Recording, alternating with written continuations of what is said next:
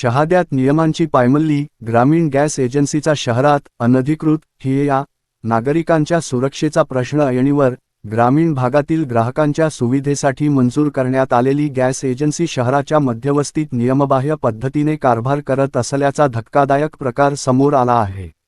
मंधाना येथील Shakambhari HP gas agency ही ग्रामीण वितरक असतानाही शहादा शहरातील डोंगरगाव रोडवरील मधुरम कॉम्प्लेक्समध्ये अनधिकृतरित्या गॅस सिलेंडरचा साठा करून वितरण करत असल्याचे उघड झाले आहे.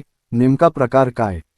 माहितीनुसार सदर एजन्सीला ग्रामीण भागासाठी परवाना देण्यात आलेला आहे. मात्र अधिक नफा कमावण्याच्या उद्देशाने किंवा प्रशासकीय दुर्लक्षाचा फायदा घेत एजन्सीने शहरातील पटेल रेसिडेन्सी जवळील मधुरम कॉम्प्लेक्समध्ये भाड्याने जागा घेऊन तिथे गॅस सिलेंडरचा साठा सुरू केला.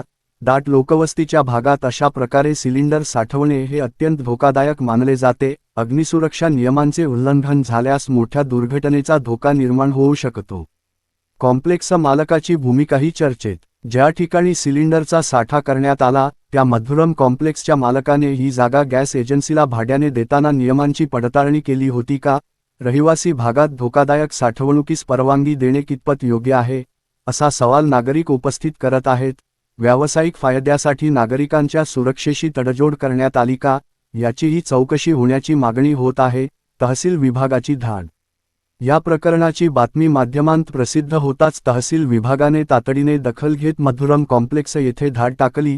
तपासणीदरम्यान गॅसने भरलेले वाहन आणि मोठ्या प्रमाणात सिलेंडर साठा आढळून आल्याची माहिती मिळाली.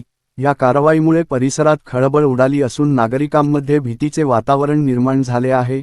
कठोर कारवाईची मागणी. ग्रामीण भागासाठी असलेला कोटा शहरात खपवणे आणि दाट वस्तीत सिलेंडर साठवणे हा गंभीर प्रकार आहे. संबंधित एजन्सीवर केवळ पंचनामा करून थांबणार की परवाना रद्द करून कठोर कारवाई करणार, असा सवाल शहादावासियांकडून उपस्थित केला जात आहे. आता संबंधित विभाग वरिष्ठांना अहवाल सादर करून कायदेशीर कारवाई करतो की प्रकरण दडपले जाते, याकडे सर्वांचे लक्ष लागले आहे. नागरिकांच्या सुरक्षेच्या दृष्टीने तातडीने आणि पारदर्शक कारवाई होणे आवश्यक असल्याची भावना व्यक्त होत आहे.